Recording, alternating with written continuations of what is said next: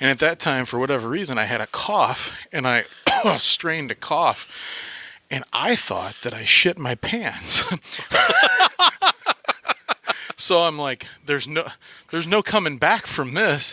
I'm going to have to go the full way to Bob's. I can't return back and say bathroom emergency, you know. So I would like to report that I did not shit my pants. I'm sure you're recording.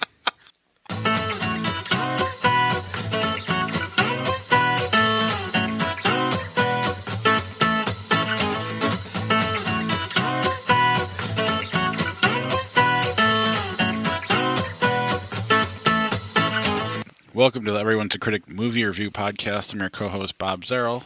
What would you do if you had $1 million? I'll tell you what I'd do, man. 2 chicks at the same time, man. With me, as always, is professional film critic Sean Patrick. I am the smart. I am the smart. S-M-R-T. I mean S-M-A-R-R-T. And Josh Adams. My wife, she is pain in my asshole. Visit us at IHateCritics.net, Everyone's a Critic Podcast.com, Facebook, Instagram, Twitter. Our handle there is CriticsPod. Follow us there for the 30-year-old movies, Sean's reviews, the podcasts, interaction, trailers, etc., etc. We're on Apple Podcasts, Google Podcasts, Stitcher, Spotify. Subscribe to wherever you listen to us. Rate and review the show. It helps us move up the charts. And share the podcast with your friends. The best way to help support the podcast is Patreon, IHateCritics.net/Patreon. Get yourself a credit on the show and random merch every 6 to 10, 12 months. And I feel like doing it. But if you want your merch faster, go to TeePublic. We have a merch store through there at the IHateCritics.net. There's a little podcast merch tab that'll take you to our store. And you can pick up one of our 3 shirts, the Lord of the Fitbit, Everyone's a Critic, and I Hate Critics, and then our logo shirt. It's all there. It fits a wee bit small, yeah. Just so you know. So you may want to go to a size that you're not usually going to get even on your worst day. And then, if it still doesn't fit, find the spinach and start eating it. Yeah. I noticed one of most of my shirts would fine. One of them is a little tighter than the other one. So, but yeah, I always recommend, unless you like wearing tight shirts. Yeah, no. We'll start with trailers before we get to any news. We'll start with Triple Frontier. Did you see that one? Triple Frontier. Which one was that? Ben Affleck, Oscar. Oh, I did Isaac. see that one. Yeah. Netflix movie. Yeah. This looks really familiar, doesn't it? Like we've seen something like this before. A group of ex-military try to pull off a heist of some sort. They're robbing drug dealers in Colombia, I think, in this one. I felt just the entire time, other than the cast, like I'd seen this story before and had seen these characters before. And while I like Oscar Isaac and Ben Affleck, I don't know. Like I said, I feel like I've seen this before. I agree with you, and I couldn't put my finger on it, but now that we're saying it out loud, Three Kings comes to mind, and but also for whatever reason, watching this trailer, I was thinking of The Kingdom. That kept coming to mind, which is not the greatest film in the world, of course, but yeah.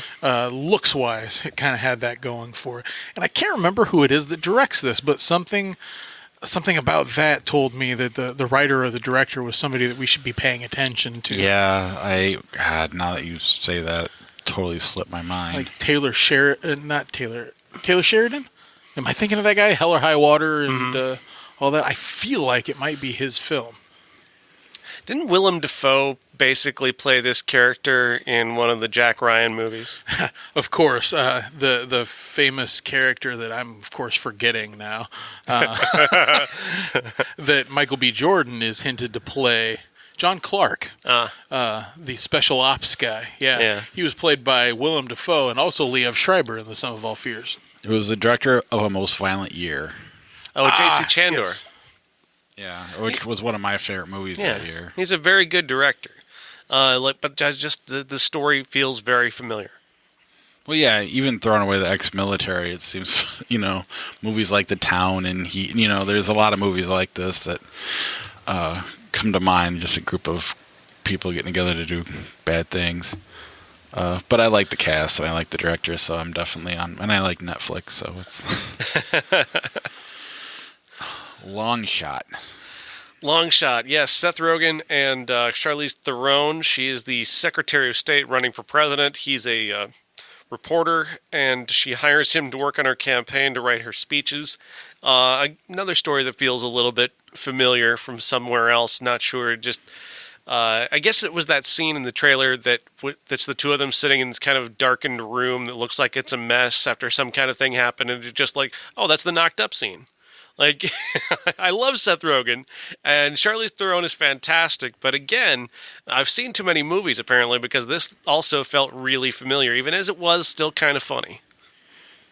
Yeah, if you start off by saying Seth Rogen and something, yeah, I've got just a little tinge of possible dislike there, but political films, regardless of who's starring in them, if they do it right, it can always be very engrossing. I've usually liked everything that I've seen in that particular subject that I guess aligns with my beliefs. So, I mean, if I started to label all of these political films that I like, I'm gonna be going down the Hollywood, liberal side of everything. So, I probably shouldn't say anything more. But I mean, I'm sure it would be interesting. And Charlize Theron is obviously fantastic, and there's no reason not to see it. Yeah, I mean, if nothing else, it looks fun, so I'm excited about it, or excited enough. Aladdin. I mean, we recorded last week right before this trailer, right. Or like maybe the trailer dropped while we were recording, so we possible. Didn't get to see it. But everybody else is making fun of it. What do you guys think? Yeah, there's a lot to make fun of here. Will Smith looks ridiculous. I know, hopefully in the movie it gets better, but in the trailer he looks ridiculous. And it to the point of it almost looks embarrassing. Of all of the Disney adaptations, this so far looks like the one that I'm least interested in. There's just something a little stale about how everything looks, and then, I guess I can understand why they waited to reveal him for such a long time. If that was going to be their final product, it's at least underwhelming. So, if they weren't going to do it perfectly, I wonder why they did it at all, other than they plan to do this the whole time. Make every single one of their supposed animated classics a live action film. That's an interesting point, because this does feel perfunctory. It feels like something not that Disney was aching to do, like somebody was wanting desperately to make this. Kind of like Cinderella felt like somebody really wanted to do something with that story. Like he had a vision for that. This feels like, well, now we got Aladdin next. Let's just get this over with. And they slapped something together, and they just got Will Smith to be in it, and that's not a good feeling. Disney doesn't usually make mistakes like this with this type of thing that turns into an immediate negative meme, and that's really surprising.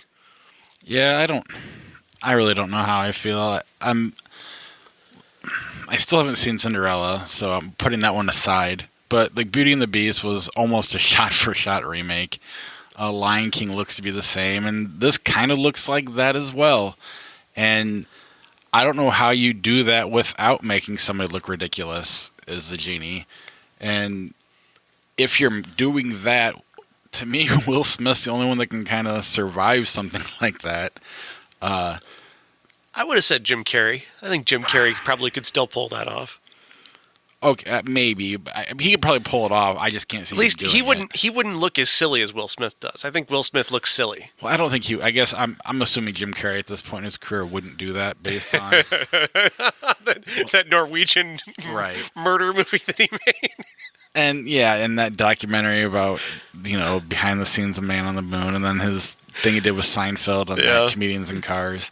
So I'm just assuming he wouldn't do that. But yes, I mean, I suppose if I could cast anybody, then maybe I could find somebody else. But based on that, working actors that could get away with something like this, I don't know. I think it could still be different because it's Will Smith, and I don't think it's going to be great. I think there's a glass ceiling on this movie, but in terms of at least reaching that ceiling, I still think there's a possibility, but I'm not excited about it or anything like that. The one thing that I will say about the cast, they did at least based on what I was reading, Disney did cast actors that should be in those roles for the most part. Will Smith, I guess you don't know where a genie is from, but as this takes place in, is it Persia, Egypt? It's in the Middle East. Okay, so they got Middle Eastern actors to portray the main roles.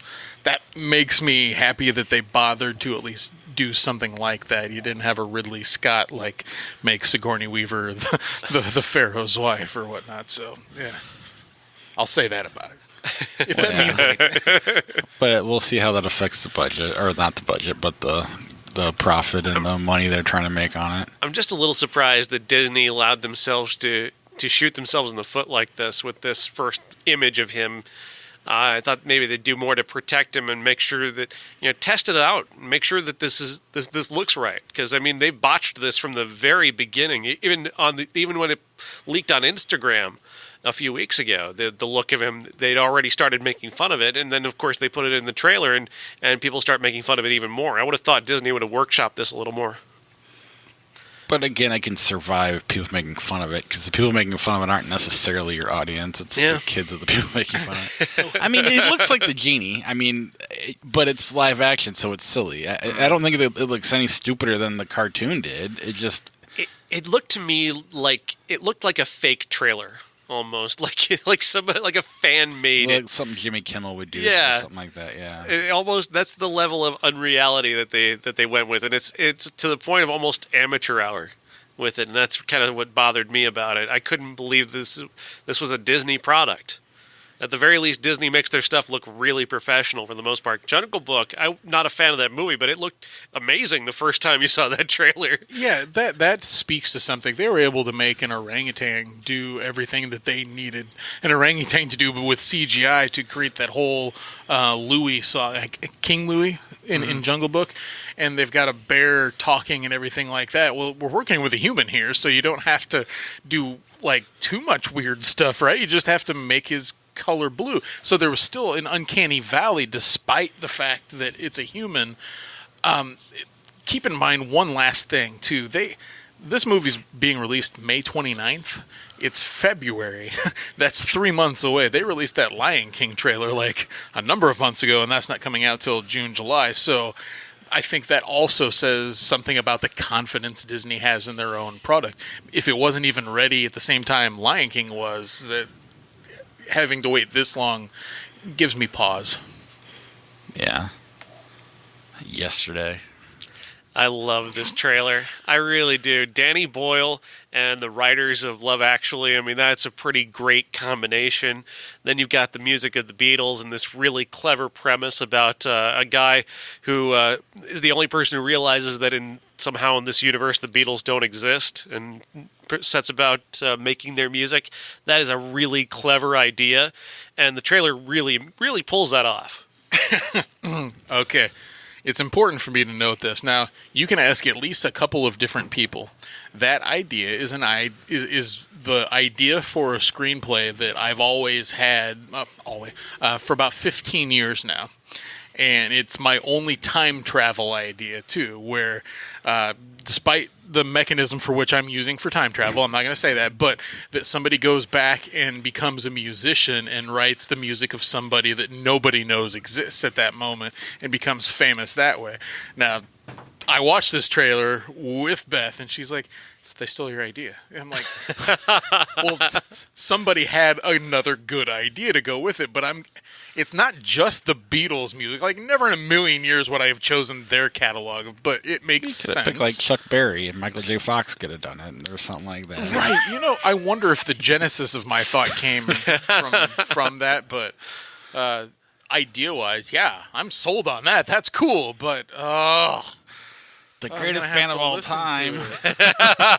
Not them. I know. I can so easily quantify the greatest band of all time thing too. It's something that I should clearly see.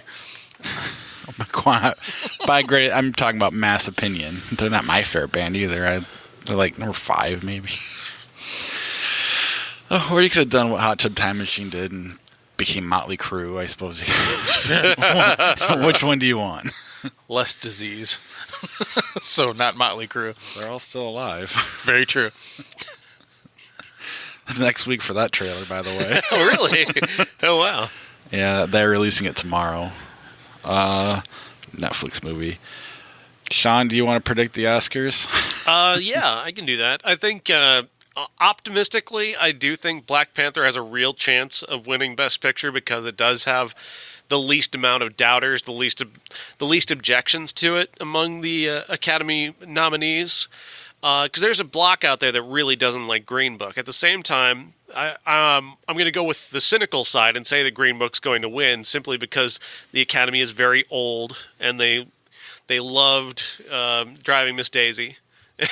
And I think they see another opportunity here to pat themselves on the back and say, "Hey, look at the movie we picked," and that's going to be Green Book. Well, I'm really picking either one of those as I'm patting themselves on the back, saying, "Hey, look what movie we picked." I think Black Panther is slightly more bold, just because of the nature of it. I think, but it's still patting yourself on the back because you have A Star Is Born in there, which is far superior to both movies. What else is there's other? They nominate some shit movies though. Yeah, Bohemian Rhapsody shouldn't be in there. No, but isn't that Adam McKay movie in there? Vice, yeah, that piece of crap.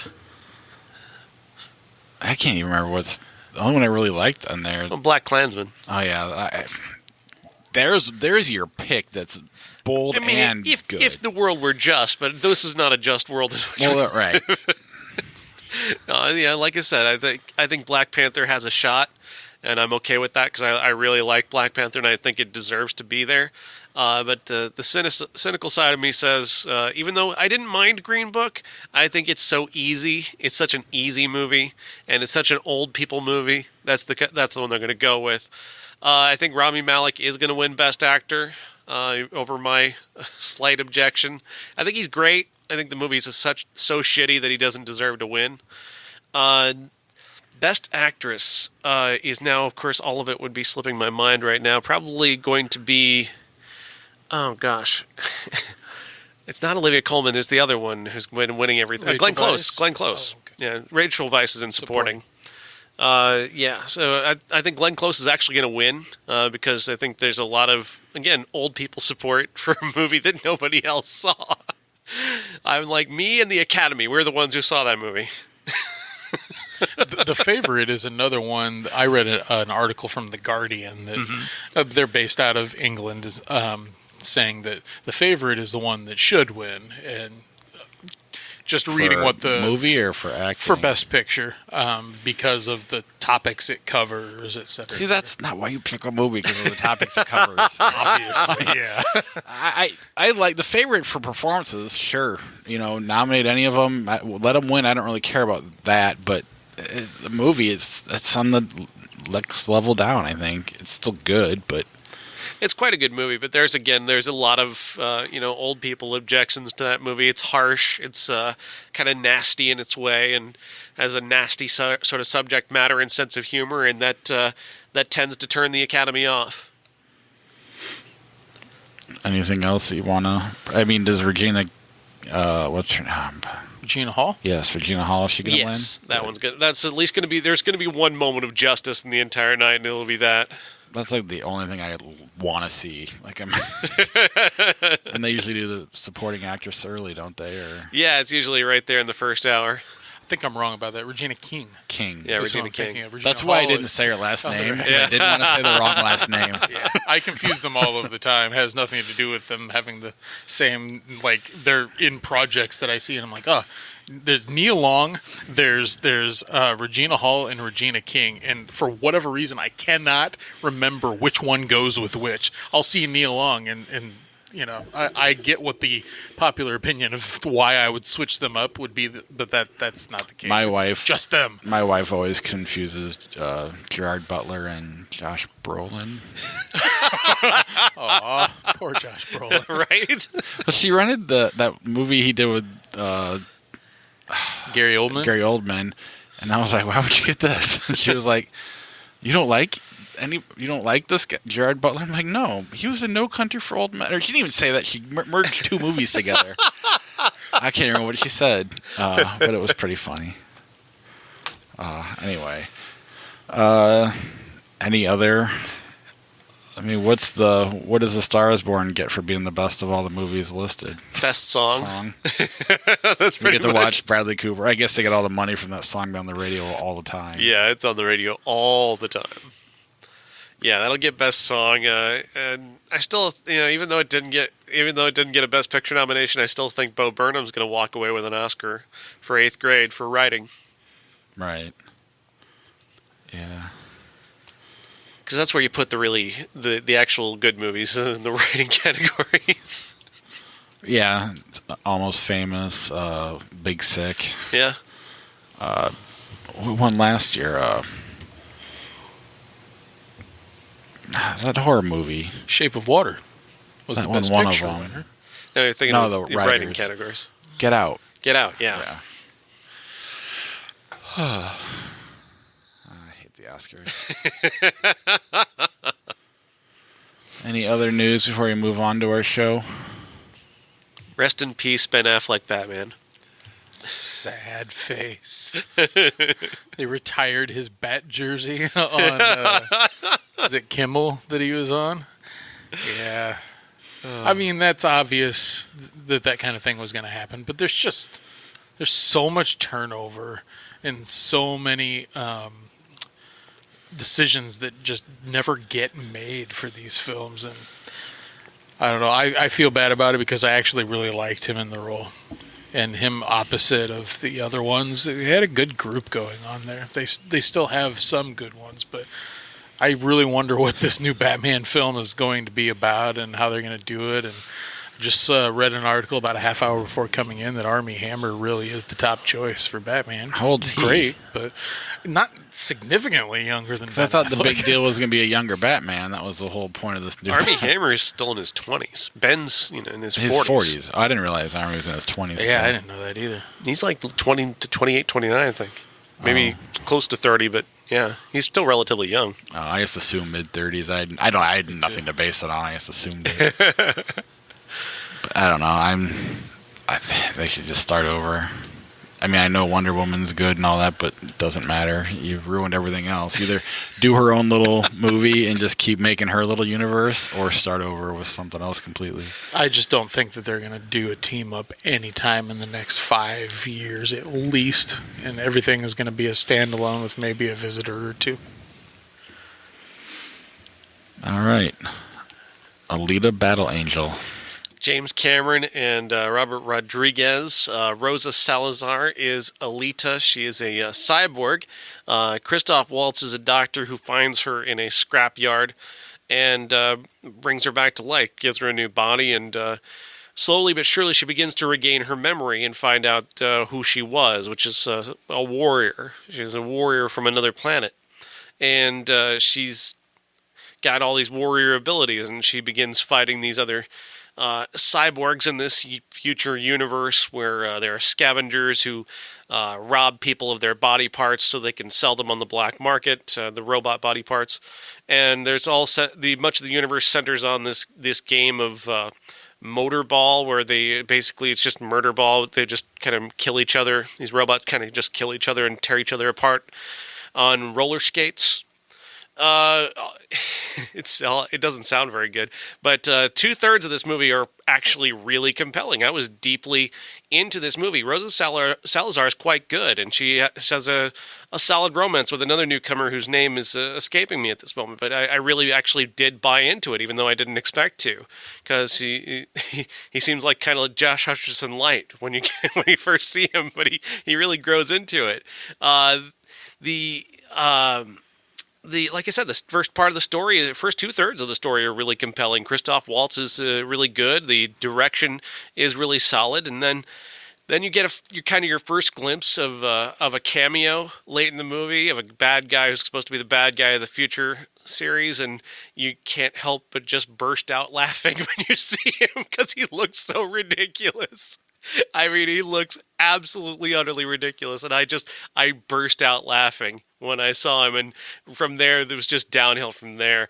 There's a point just about the start of the third act where the lead character, Alita, makes this decision to be loyal to this warrior code that she was only kind of iffy about before, and she makes a choice that I just didn't buy into. And from there, the movie just goes downhill and downhill and downhill, making one bad decision after another until it reaches an ending that was really unsatisfying, to the point where I don't really recommend the movie, honestly, because the third act is so very bad. But the first 2/3 of the movie, this is a really good film and really exceptionally well made. It's a bummer that they really botched the ending. Almost $200 million budget. Yeah, and a $27 million opening weekend, but international will probably make the big difference on this one. Yeah, I mean, they're already up to 37 at least domestically, as of today. Yeah, I don't know. I know who the cameo is. They're just setting up a sequel that's not going to happen, right? Or do you think it'll make its money back enough? Like I said, it all depends on what it does in Asia, mostly. If it goes to $400-500 million worldwide, they'll probably do another one.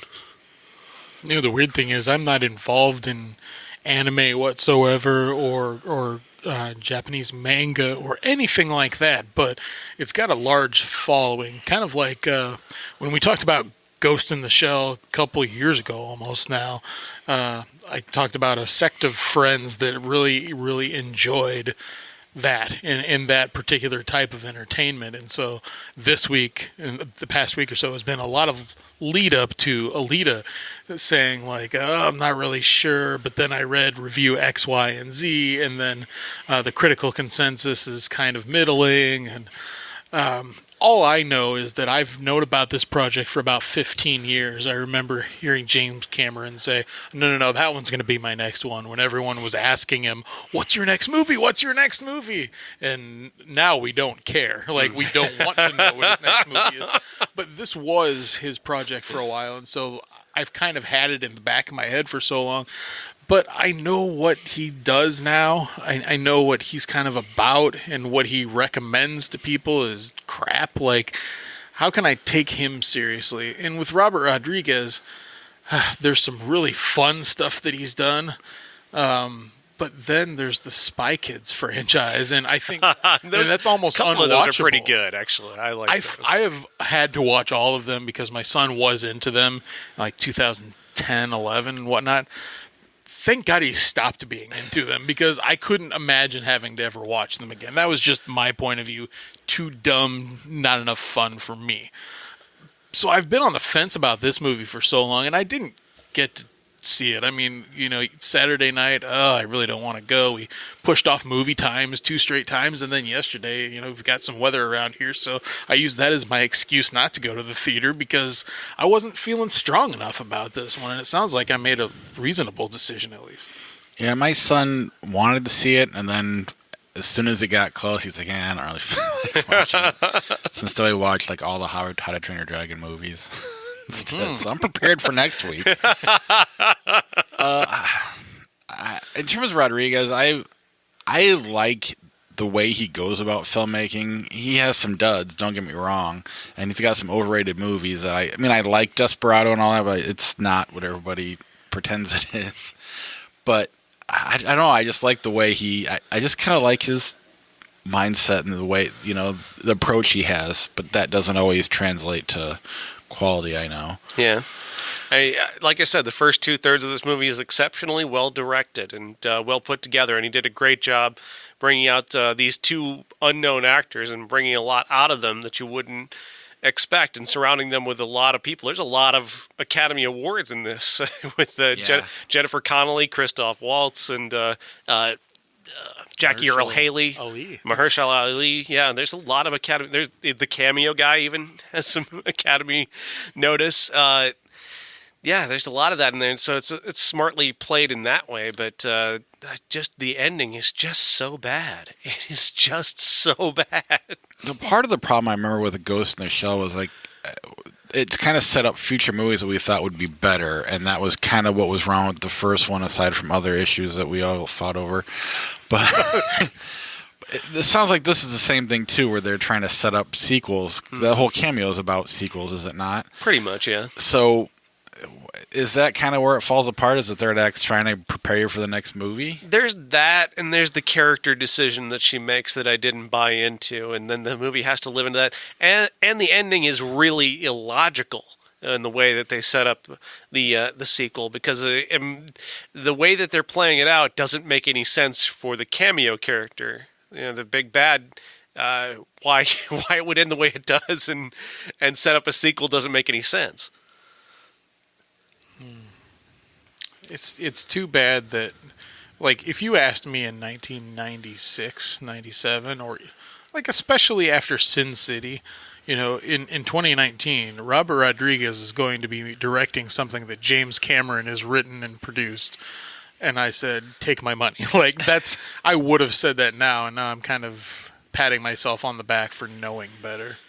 Yeah, for me, it was when Sin City comes out, I'm like, this guy's amazing. And I knew other things he did. I didn't know everything he did, some of which I'd seen, not realizing he did it. Like one of those bad 90s horror movies. From Dusk Till Dawn? No, that one's not bad. Yeah. That's also halfway Tarantino, too. That's not just Rodriguez. But it was like it was like a Katie Holmes movie or something like that. Or, The Faculty. Yeah. Yeah, I forgot about that one. That was like the poor man's I Know What You Did last summer, which was the poor man's Scream. So, but I don't know. I was kind of excited. It's hard to say I get excited anymore because we see so many damn movies. But I was, of all the ones my son wants to see, I was kind of this is something different. Yeah. But I didn't get a chance. Happy Death Day to You. Yes, Happy Death Day to You, starring Jessica Roth as Tree, back in the role of Tree. She was, of course, in the last movie, just basically doing Groundhog Day as a horror movie, where she kept waking up every day after having been murdered and having to try and solve her own murder in order to get out of the loop. She'd made it out of the loop, but now we're back in this movie, and they've added a sci-fi element to it, where there's a group of scientists who are working on a project on the campus, and it turns out that their project was related to her getting stuck in this time loop.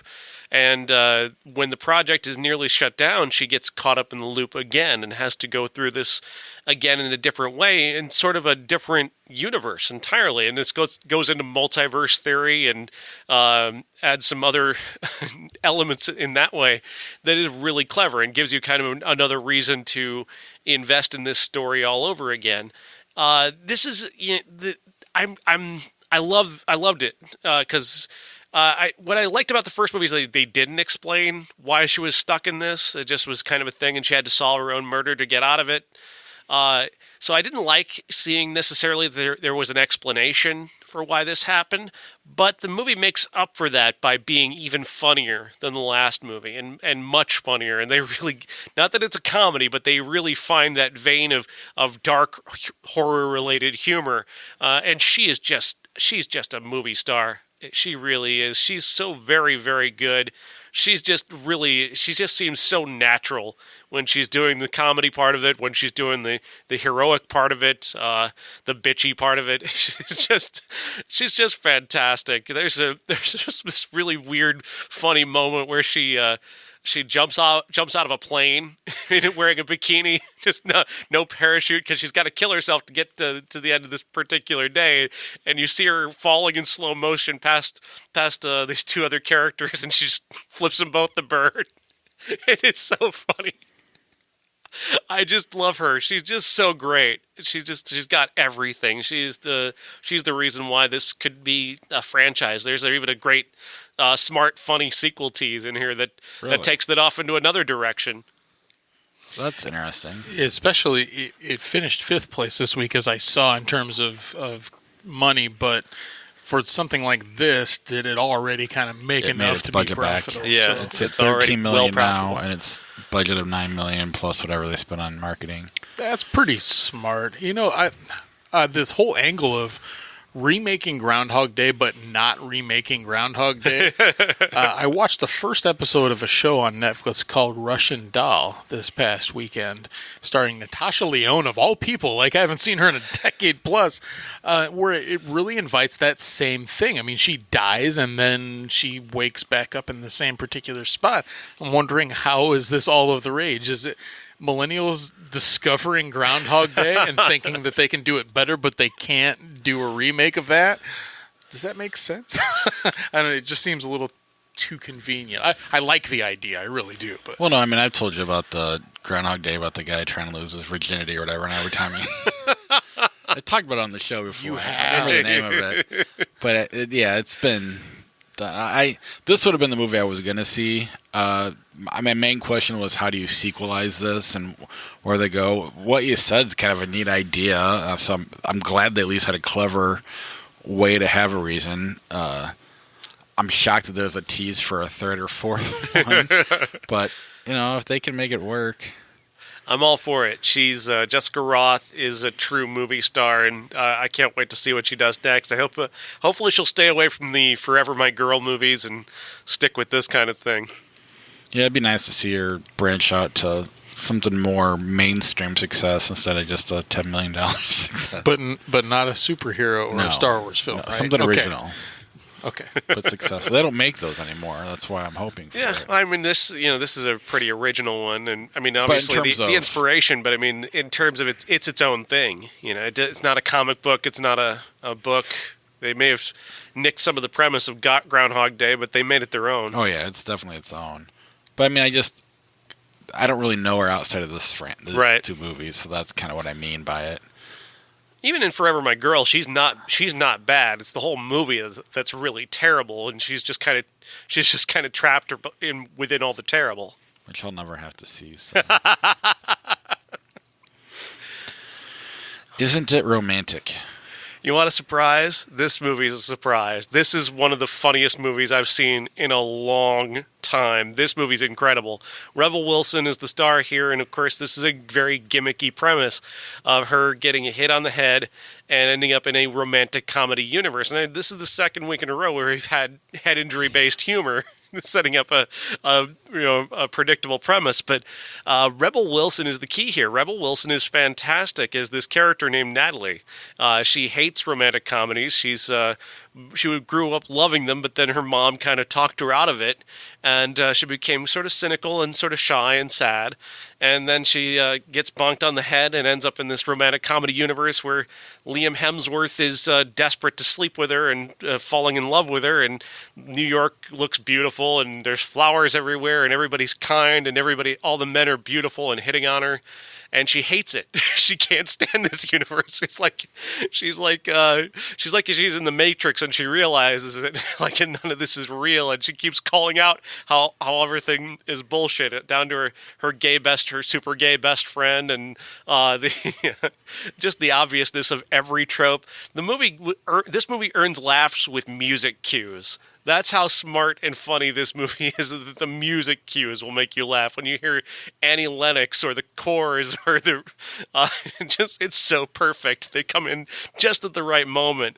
There's a couple of great musical segments in this. They do a full musical number, and then afterwards she's like, yeah, but how did everybody know the choreography?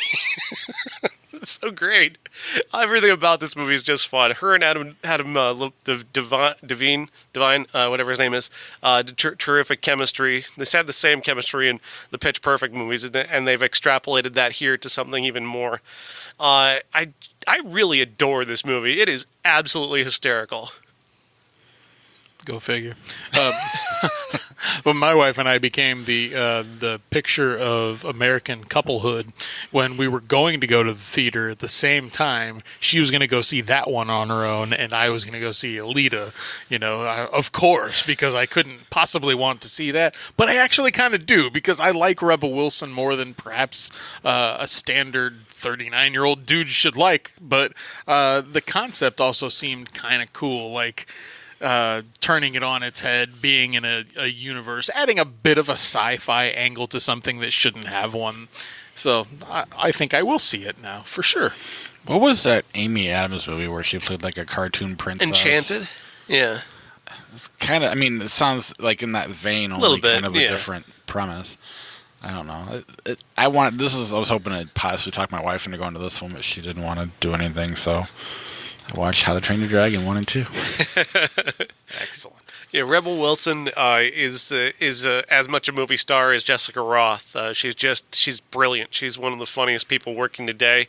I've recommended 2 out of the 3 Pitch Perfect movies because of her, because of how great she is. Ladies and gentlemen, this is the main event for the linear, legitimate, and universally recognized Undisputed Classic. Sticking with the romantic comedy theme, Harold and Maude. Hipster and Maude. Yeah, Sean was calling it the hipster romantic comedy. I know a lot of hipsters who love this movie, and they see it as their favorite romantic comedy because I guess that's an affront to the rest of us somehow, I guess. I don't know. It's about a teenage boy and an old lady who have a romance. It's directed by Hal Ashby, and we've talked about Hal Ashby before on the show with Shampoo, which I didn't like at all, with Warren Beatty. And this one kind of has a similar pointlessness to me. That I appreciate Hal Ashby. I think Being There is an incredible movie. I just don't quite follow this one. Like it's weird and awkward, and I get that that's kind of the point, but I don't know. He repeatedly fakes his own suicide in the movie, which is, I guess, and it's meant to be funny. And I guess I was kind of amused by it, but I was also kind of like, I kind of, I did the thing that I'm sure every hipster would be upset about is I kept siding with his mom. Like, she kind of seems kind of reasonable in comparison. He's kind of a dick. I mean, yeah, granted, she's out of touch. She's rich and out of touch and kind of bitchy. But at the same time, he's elaborately murdering himself and destroying her house and just constantly getting in her way. And she doesn't seem to be that unreasonable. And I know that's like the antithesis of what this movie is supposed to be about, because she's the establishment and he's a rebel and we're supposed to be on his side. She buys him a really nice car, and what does he do with it? He fucking ruins it by turning it into a hearse. I don't know. It's I like them as a couple, I guess. They're kind of cute, I guess. They kind of have a weird chemistry to them. But I don't know. I didn't really buy into it either. Well, right. You want to go? Or you want me to? Go ahead. I'm kind of two minds where it's like, on one hand, it's kind of an original idea I've never seen before. It was watchable. On the other hand, I was kind of like, I'm not going to get that time back. I didn't hate it. I mean, it was kind of a fine experience, but I didn't need that experience, I guess. What I'm getting at. You know, I actually, I'm going to be the dissenting opinion on this one. I really liked it. So you're a hipster, though. No, as soon as you said that, I said, oh, crap, they're going to label me hipster again. But, you know, I really like movies where a director likes characters and these two characters have a connection. Whatever off-putting, weird, like thing that I can't personally connect to is there. It's still there, and it's done really well. Like something that inspires joy in somebody that doesn't have any joy in their life. I was thinking of all angles for what he was doing with the suicides. Yes, he's definitely taking it too far because he's not even trying to listen to anyone. But if I was in that scenario, what would I do to get attention? I might go that far. I mean, you know, I might at least want to shock somebody into thinking, like, what you're doing is pissing me off. But he didn't appear to like need her attention. Like she was paying attention to him. The right kind of attention. I think she was just kind of. I just think she was kind of tired of his bullshit. Okay. I mean, he has everything. His family is super rich. It's not like he wants for anything. So what exactly is he rebelling against? I would guess the lack of connection that he has with like his home, and if anything, what I see in that situation is, Mom, it seems like he's clearly into special effects. Guide him down that path. But she's trying to force him into a bubble that he's never going to fit into. And to find somebody, whoever that is, to finally give you that sense of home, give you that sense of closure. The movie does a wonderful job of expressing that. And I know of Cat Stevens, obviously. I've heard some of his music. My dad really liked Cat Stevens, but I'm not a huge fan of him. But I liked this soundtrack. It really seemed to fit well. It was almost very Harry Nilsson-like in a way, but just better. And then there's not a super depressing movie to go along with that. Okay, so I'm kind of a big fan of this movie, and it's a hidden little gem for me that I'm completely surprised that it turned out the way that it did. Just looking at the video jacket for the longest time, I could have swore that Bud Cort was way younger than his character, and that this was like a whoa type of romance as opposed to being like wrong maybe but just slightly awkward instead. We're not really sure what age Bud Cort's character is. After all, his mom's buying him a car, so he's of driving age. But also, she's trying to marry him off. So, which one is it? I don't know. The third wife prospective wife that his mom chose for him, that was really getting into the Romeo and Juliet scene with him, I thought that he might have turned the corner there in finding a more age-appropriate partner, because at least she was into what he was doing, and maybe after the film he will go back to her. But spoiler alert. Actually, I found a lot of joy in watching this despite its massive awkwardness. Would she go back to him? Because isn't that the one where he lights himself on fire? No, that's a different one. That one, she's just like, I gotta get out of here. But go ahead. It seems like you were about to say something. Well, I mean, it's kind of mean, just based on your opinion, but it reminds me of a Wes Anderson movie. I mean, am I wrong? I mean, you're not wrong. There's kind of a royal... You're not wrong. Like, I can see Royal Tenenbaum characters in through this. Hal Ashby is definitely an influence on Wes Anderson. There's no doubt about that. Oh, shit. You don't see it? Shakes a fist at Bob, but yeah, he's right. Which, oddly enough, I never even thought about till you started talking, which makes no sense to me. But as you're talking about, I'm like, oh my God, this is... Has a very similar quirky sensibility. And one of the better ones. I mean, I don't like everything he does. I mean, I really like Royal Tenenbaums a lot, and I'm kind of thinking of that one in particular. Like, I can see those characters in this movie, I guess is more what I'm saying, opposed to Sure. Gosh, you know what? I can see that too. It may have something to do purely with the characters being similar, but the direction is subtly different enough. Honestly, I may have a point here. I want to be corrected if I'm wrong. Wes Anderson's direction is subtler. There's like focusing the camera on a wall, and on the wall is a cutesy little frame of something. Okay, and I mean, groan. I'm groaning in my head just thinking about it, right? It's not so cute that you have to focus on it as part of your film, okay? It can be in the room, but he needs to focus on it. Hal Ashby's just showing these characters in all of their weirdness. Yes, so character-wise, I get it, but it is a different way of presenting it to us. Yeah, you're not wrong. But you're also going into it with a completely clean slate, too. There's no bias going into the movie. That helps, doesn't it? Well, it did before this one. I mean, I'm not watching any more Hal Ashby movies. Well, you really do need to see Being There, though. Is that Robin Williams? Peter No, Sellers? Peter movie? Sellers. Peter Sellers, okay. Robin Williams has nothing to do with it. Has that been on the show yet? I don't think so. Good. It's a political satire. You've heard of it. Is it left wing? It's pretty much all political, but a lot of people talked about it during the Bush administration, because this is a guy. He plays a character who has no personality, no education, and really just kind of off the cuff, and just kind of stands there and looks at people and listens, and people assume that he's smart enough to be the next president of the United States. I see your angle. So a lot of people talked about Being There during that time and being a kind of reflective of how we came to pick that president. Okay, that can be my first right-wing political-based film. Maybe around election time next.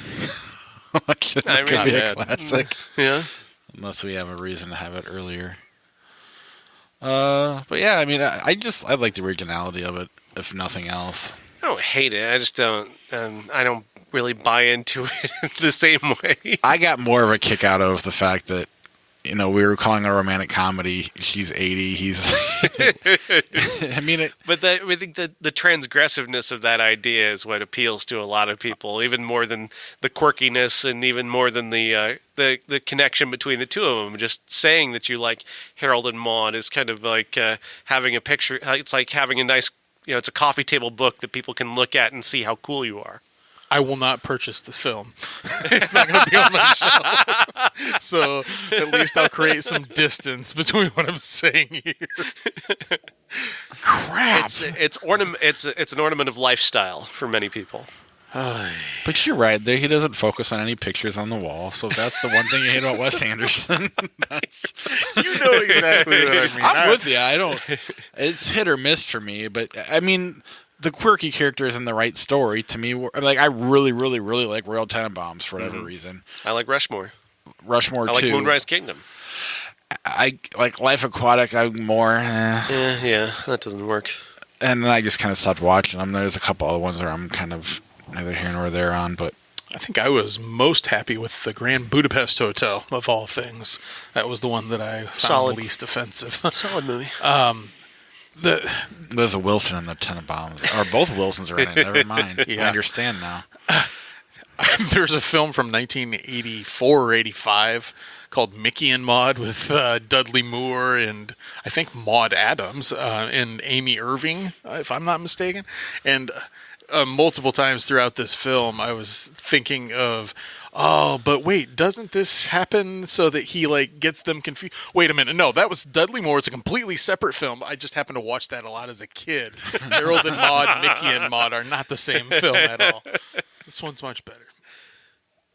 Since this is Aunt Bethany's 80th Christmas, I think she should lead us in the saying of grace. What, dear? Grace! Grace! She passed away 30 years ago. Josh? 1989 has 4 films that were released this week 30 years ago, and we're starting to finally get something of note with this week's releases. 3 of them that I definitely remember, and one of them I was kind of interested for the Robert Downey Jr. angle, and that's where I'll start with True Believer. Now, it also has James Woods in it. That's unfortunate. Every single time the man opens his mouth or puts something on Twitter, I just grow less and less interested in ever seeing anything that he's involved in. But that aside, Robert Downey Jr. is also in it, and it focuses on a cynical former civil liberties attorney now reduced to specializing in defending drug dealers, and he becomes transformed by an 8-year-old murder case. This is different than The Believers, which is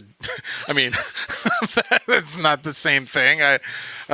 Getting confused by titles this week. But have either of you seen this one? Sounds vaguely familiar, but anytime we get Robert Downey Jr. involved in a film at any point, I feel like I should see it because he's such a critical darling from his earlier career until he started to fall off and not get as many roles. But Also, one that I didn't watch, but I wish I would have because I remember it on the shelf. The Mighty Quinn. It stars Denzel Washington, one of his first leading roles, as well as Robert Townsend. I don't know if this is based on a book or not, but it certainly has the descriptor of a type of a novel almost. Excuse me. When police officer Xavier Quinn's childhood friend Maude becomes associated with murder and a briefcase full of $10,000 bills, the Mighty Quinn must clear his name or try to catch him, which could be even trickier. This looks like Private Eye, but for the Caribbean or something like that. And it just seems like the kind of thing that would be a serial novel. I didn't look into it to see if it was. Maybe somebody can tell me more about it. But if you've got Denzel Washington as the leading man, I am at least interested. Have either of you seen it? No, I haven't. Sorry. I wasn't aware of that one. I have seen the other two, though. Yes, of course. We'll start with the Burbs, short for the suburbs. Oh. The cast. Okay, for those that are not familiar. It's my old boy moment. Wow. It's a Joe Dante film, he of Gremlins and other various things. But stars Tom Hanks and Carrie Fisher. Bruce Dern is even in this one. Corey Feldman. Okay, I saw it in the theater for whatever reason, and I remember not liking it, even though it was Princess Leia. That's what my parents kept saying. Princess Leia's in it, Princess Leia. I'm like, oh, okay, no problem. I'm there. And I remember not liking it, thinking, this is like either way too dark or not funny enough or something like that. And in watching it this weekend, it's way worse than that. It doesn't find a lane. It's not funny at all. In fact, I don't remember laughing once.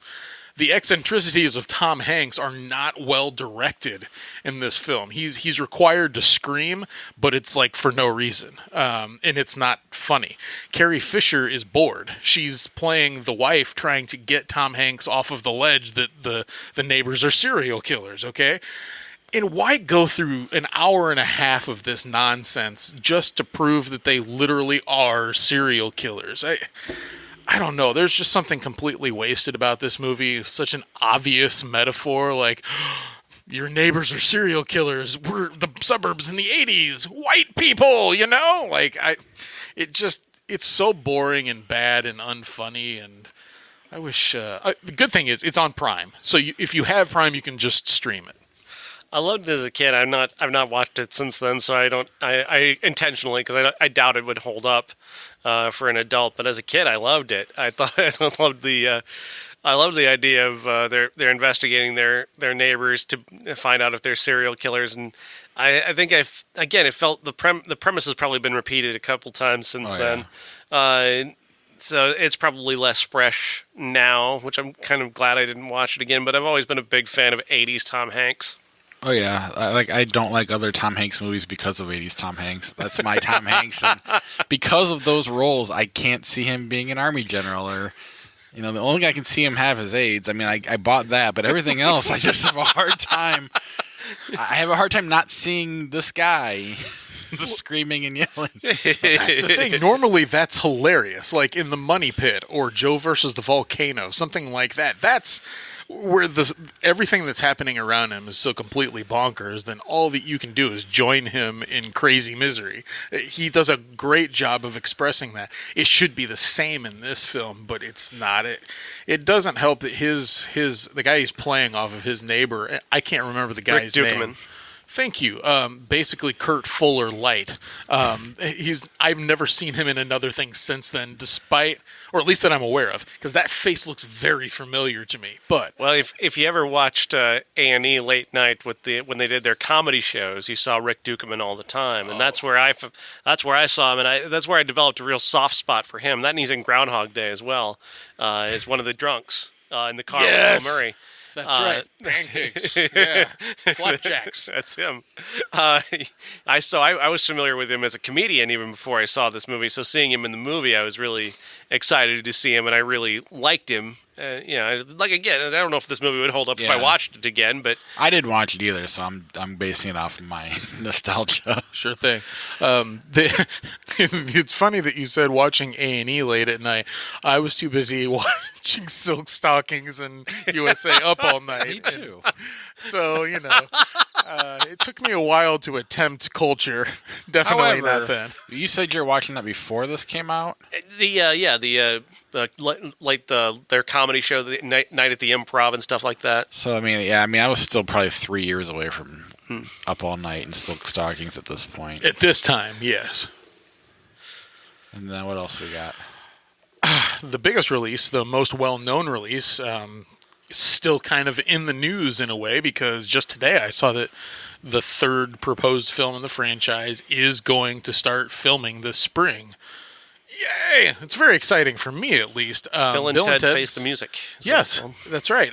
Bill and Ted's Excellent Adventure turns 30, and I watched it last week in preparation for this week because I had my son and I wanted to have him see the movie and see the kinds of dunces that I grew up with, them and Wayne's World and maybe much later Beavis and Butthead, that kind of thing. But I found this film incredibly endearing. These characters are lovable, gross at times, immature, all of the things that we would expect from an 80s film, including some unfortunate words from time to time. But the situation itself, it's brisk. It's got an interesting kind of fun idea. If you suspend disbelief completely and don't think for a moment, like, why would these historical figures like Johann Sebastian Bach not ask what is happening right now? No, and they can all speak English in a certain, don't think about it at all. Just enjoy it. Enjoy George Carlin as Rufus. It's actually a hell of a lot of fun, and it's son approved as well. He really enjoyed it. I had a lot of fun with this movie this week because if you want to have fun with people my age, you tell them that this movie is 30 years old and just watch their faces deflate as they recall how old they are. That was a lot of fun this week. The movie for me is forgettable. I don't mind it. It's fine.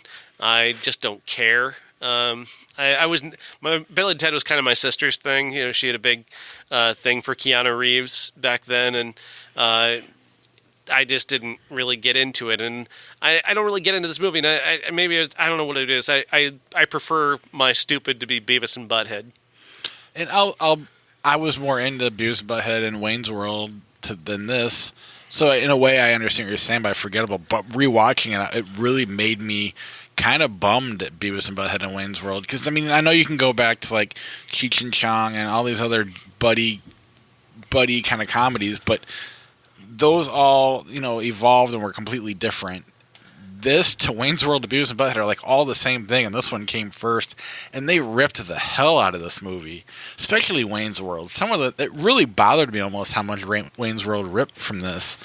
I didn't even really think about it until I saw this, and but it was a ton of fun. Even, you talk about the suspending disbelief. All they did was go back in time and grab historical figures. How they learned anything, I don't know. I'm still not sure they did. They just brought the figures up to tell the story on the stage.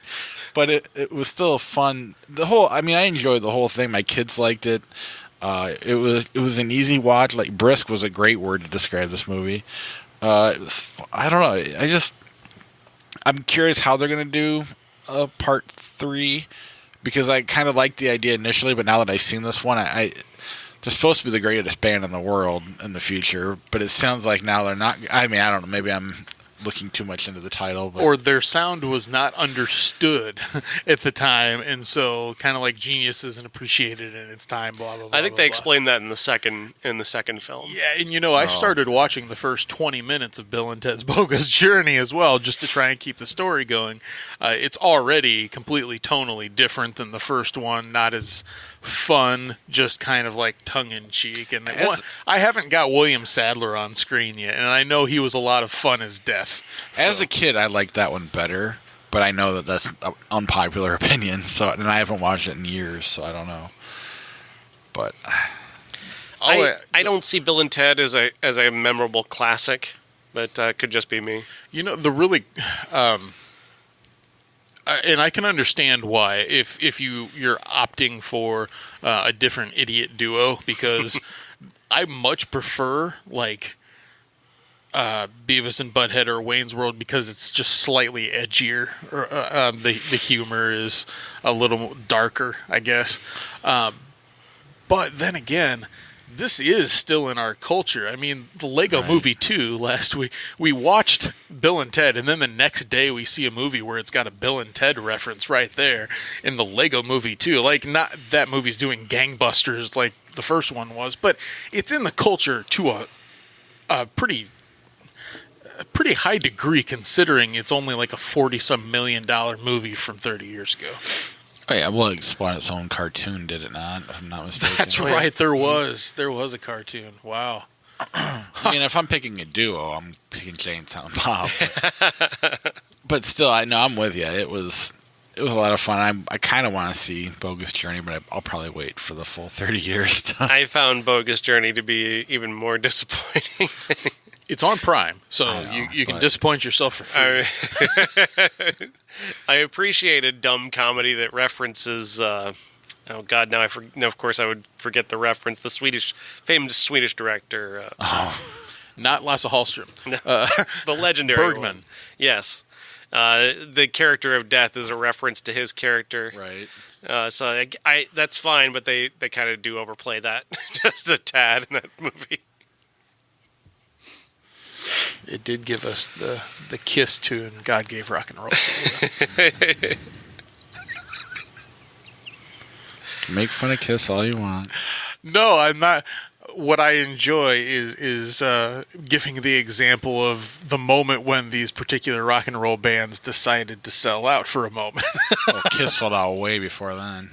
So they had a one disco moment, track, man. See, when the popular opinion is that the Beatles are one of the greatest bands of all time, I'm sitting over here like, no, they're not. Like, I gotta have something to latch on to and make fun of you. So. Well, I've been sitting on this for way too long, but to me, like, Kiss is to music what Star Wars is to movies. It's true. Are you trying to kill Josh? Are you trying to kill him? Well, I'm not a huge Kiss fan. Murderer! So it's not really. I find your lack of faith disturbing.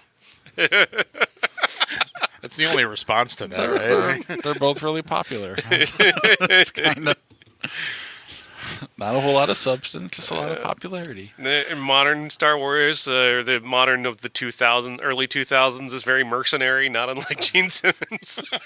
They blow a lot of shit up, and they're popular. Peter Criss is kind of the Jar Jar Binks. Even I know that's funny. Maybe the replacement of Peter Criss. Anyway, that's 89. Anything else that we're forgetting on the show? Next week, we've got how to train your dragon. Yes! That's some weird porn movie alternate universe there you got going on. It's a different kind of Undisputed Classic. Part 3.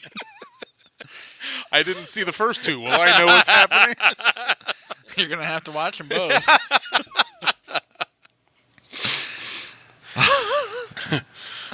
I watch with my kids, too. Jeez. Yeah, but How to Train Your Dragon 3, Fighting with My Family, and Run to the Race? What is that? I don't remember. I think it's a religious movie. Oh, we might not talk about that one. we'll probably talk about all the How to Train Your Dragon movies just cause, and then our classic to go along with Fighting with My Family is The Wrestler. The Wrestler, starring Mickey Rourke, Darren Aronofsky film. I've got money that Josh hates it. The Wrestler? The reason I'm saying that is, well, hate's the wrong word. It's. I don't think you can't appreciate it the way we do. Well, no, I think he'll appreciate it, but it'll be like a Requiem but, for a Dream type of scenario where I don't want to watch this again. But not the way we appreciate it. Because we recognize this character and those characters. I think there'll be also a little bit of like the Everest movie, like, well, stop doing it, and I'll feel sorry for you. I think I know Aronofsky enough at this point because I've only seen all of his films. Oh no, Black Swan I saw twice. I mean, but you really only need to see them one time. If you're a film buff and you want to point out, like, the way that he's doing it, I don't know. I don't have a desire to see Mother again, you know? I definitely don't want to see Requiem again, and Pi is like... I have a similar feeling about that. The Fountain was so bad, I don't want to see it again. I mean, Noah was... I've never seen Noah. Well, maybe I did see Noah. I just forgot already. I think we rented that. I haven't seen Pi, though. That's the only one I haven't seen, so... Well, I'm sure we'll bring Requiem and Pi and all these movies to the podcast. At some point, we're going to run out of classics at some point. But it's definitely a different movie than what most of other Aronofsky movies are. Definitely a totally different style. But I'm definitely curious your opinion, though. It'll be fun. It's been sitting in my queue for the longest time on Amazon, like 3-4 years, literally. And so it's going to be like that scenario where I finally watch it and remove it from the watch list, and the list finally moves to the right, you know, as opposed to, yeah. If you really want to have the experience, you should probably watch the documentary Beyond the Mat first, and then watch this movie. It'll add a whole other dimension to it. If you can find it. I've heard of Beyond the Mat, though, probably through you guys, but... It'll make you look at The Rock differently. Oh, okay. At least for one match. This would be the week to do it with the movie coming I out. highly recommend it. Yeah, I think it's hard to find, though. You might even have to go to YouTube for it, from what I understand. Well, that is... I'm sorry, I can't watch it. That is the one streaming app that I never look at to find the movies that I'm trying to watch. I don't know what that is. What are the 88 movies next week? We have two. One of them's called High Hopes. I believe that's a Cheech and Chong movie that we were just talking about. And the other one is... It's a Michael Dudikoff movie, American Ninja 3. Is Michael Dudikoff not in it? Wait, I assumed he was. I'm only looking at I don't think he is. I don't think he is. Yeah, High Hopes is not a Cheech and Chong movie either. It should be, though. Oh, wait. That's a Mike Lee movie. It's going to be the absolute opposite of a weed movie. Mike Lee directing Cheech and Chong? What? Wow. It'd be abstract. It'd be set in England, in a slum. Cheech counting matches. I don't think we can light it today. My cousin, he tweeted at me earlier this week. He said Paul Schrader's working on a new movie. Yes. And a Western. The way they described it was if Malick and Lynch shit on a script. So I don't even know what that means. But he was like, I'm intrigued. I'm like, I don't know that I am. I mean, Paul Schrader has made great movies, and he's made some of the worst movies of all time. And then, you know where I stand on Malick and Lynch. There's definitely some... I like it when it's dark, and I don't like it when it's not. But it's... I don't know. I'm holding out to the final runtime. 5 hours and 20 minutes. But that is our show. Before I let you go, I want to thank our Patreon supporters. We will start off with our key grip level and Charlie Messing and the Hall of Famer Jason Bryant.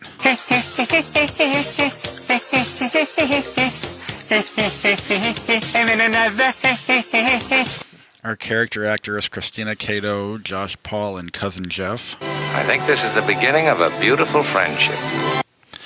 Our special special effects levels, Sarah Morel and Corey from IVNV. May the Force be with you. And you guys had me so nervous that I was like really mean to him that I texted him, "Hey, just so you know, on the show." And then he responds with, "I hate to break this to you, but you forgot to put the second half of your show up."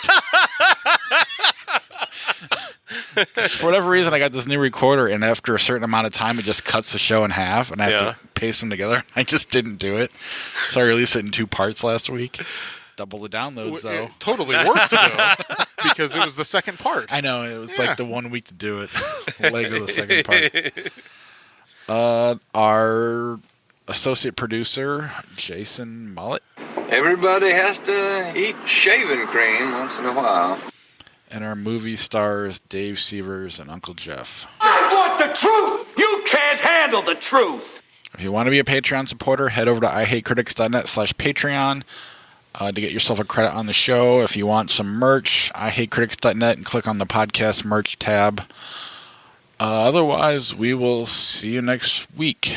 That ought to do it. Thanks very much, Ray. And we're the 3 best friends that anybody could have. We're the 3 best friends that anyone could have. We're the 3 best friends that anyone can have. And we'll never, ever, ever, ever, ever leave each other. We're the best 3 friends that anybody could have. I mean the 3 best friends that anybody could have. That's right, the 3 best friends. Fargo or As Good as It Gets? Fargo. Psycho or Memento? Ooh, that is tough, honestly. I love Psycho, but Memento is kind of like a monumental movie for me. I got to go with Memento. I will too. The only thing pushing me in that direction is, for basically like a cancel each other out situation, is the Christopher Nolan loyalty. And that's why I'm going Psycho. Which I do like Memento a lot, though. The Talented Mr. Ripley or Bridget Jones' Diary? Talented Mr. Ripley. I will have to go Bridget Jones here. I go with Talented Mr. Ripley. That's probably one that we need to bring to the show. I agree. Shrek the Third, Little Miss Sunshine. Little Miss Sunshine. Agreed. Gandhi or Big Trouble Little China? Big Trouble in Little China. Gandhi is so long. It is so long. It's so boring. Yeah, in the day where you could try and make the beta tapes record like up to 6 hours, and my parents would try and fit 3 onto one tape, Gandhi was still just 1. So long. So long. But that God. being said, I'll take Gandhi. How many Lord of the Rings equals a Gandhi? 2? Well, time-wise, it's not the length of it. It's how long it seems. So for me, every bit of Lord of the Rings is watchable. So to me, it goes by like that. For you guys, it's akin to watching Gandhi twice, I'm sure. Is Gandhi 6 hours long? It just feels like it. Yeah, it's over 3 and under 4. Up or Dick Tracy? Up. Under Siege or Cars? Cars. That's okay, you can take it. Birthday cake scene in Under Siege over Cars. God damn it. I was going Cars all the way until you said Insomnia or Temple of Doom? Temple of Doom. Temple of Doom. Insomnia, but it doesn't matter. Insomnia is a good movie. Chooses the Nolan film over. Oh yeah, I like that Indy. one. So much I'm not a Harrison Ford fan. City Slickers or Harry Potter and the Chamber of Secrets? Harry Potter. Harry Potter. City Slickers. Maverick with Mel Gibson or The Hollow Man with Kevin Bacon? Oh, Hollow Man is so bad. Maverick.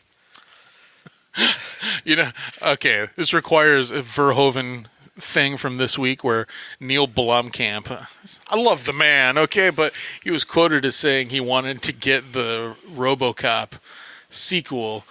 He wanted to get it as Verhoeven-y as possible.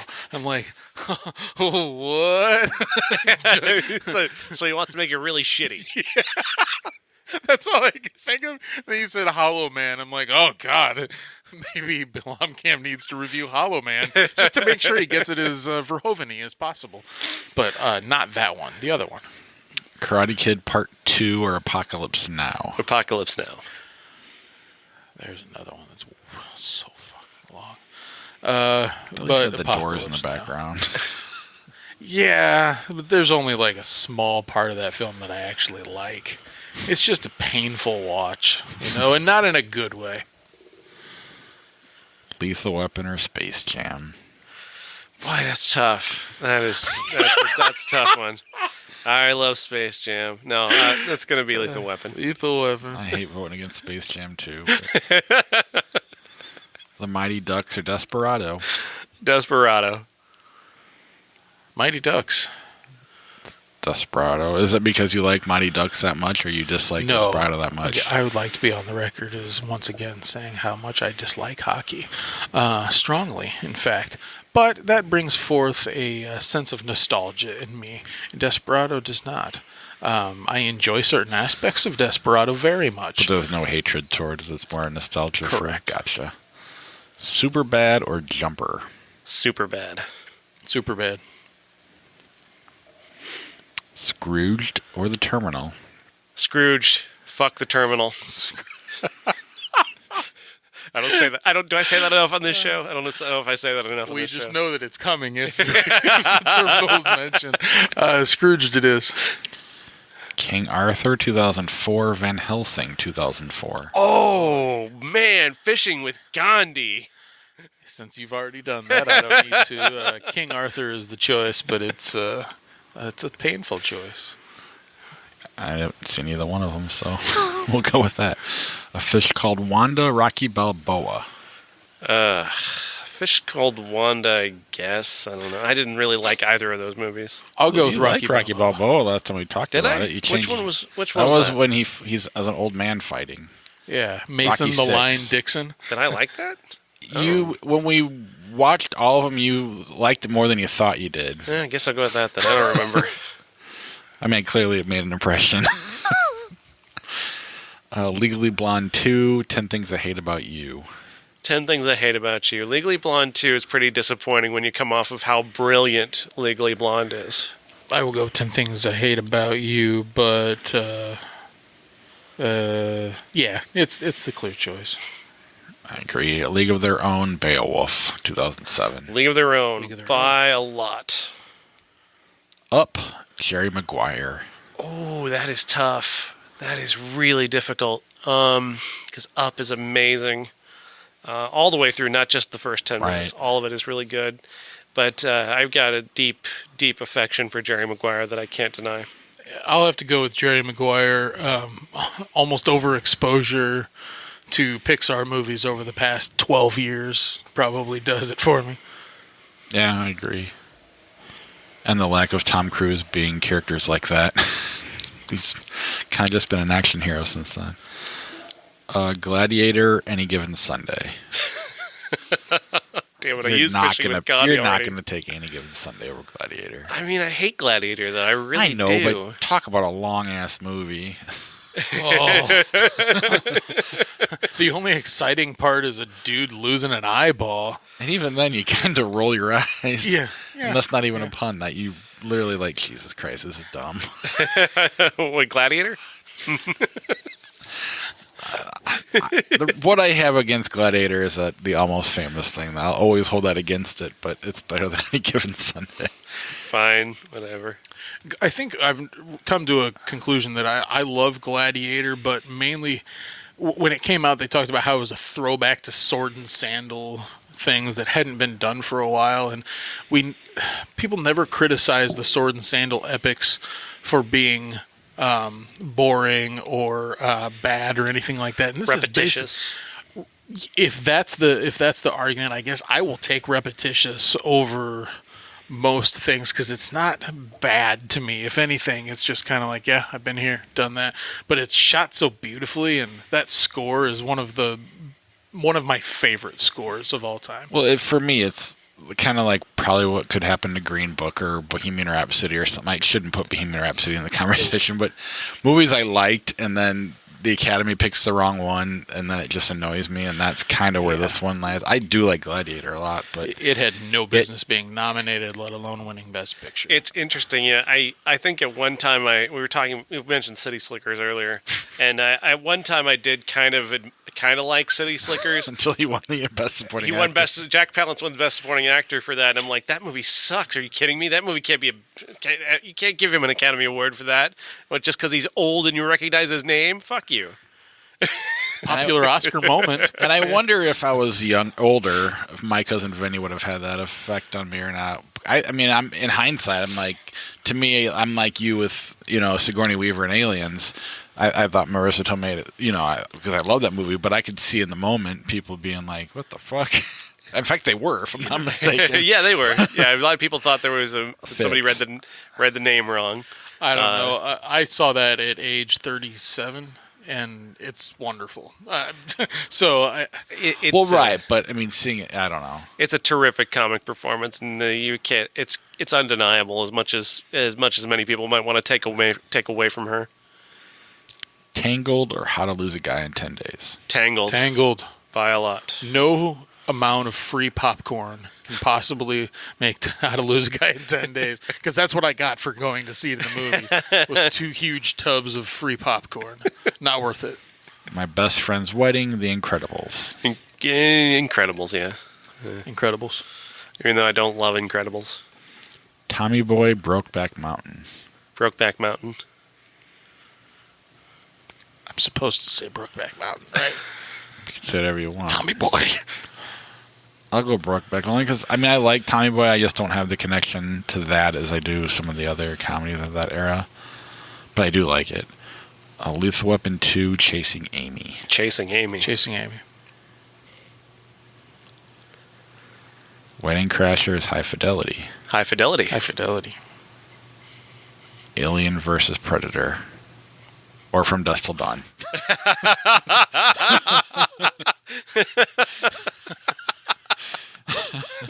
I was about ready to blurt it out. What would you have said? Alien. Over the greatest action movie of all time. Okay, Aliens versus Predator. Because now you got action movie versus action movie, right? Or is Aliens not an action movie? Anyway, From Dusk Till Dawn. Yeah. Right?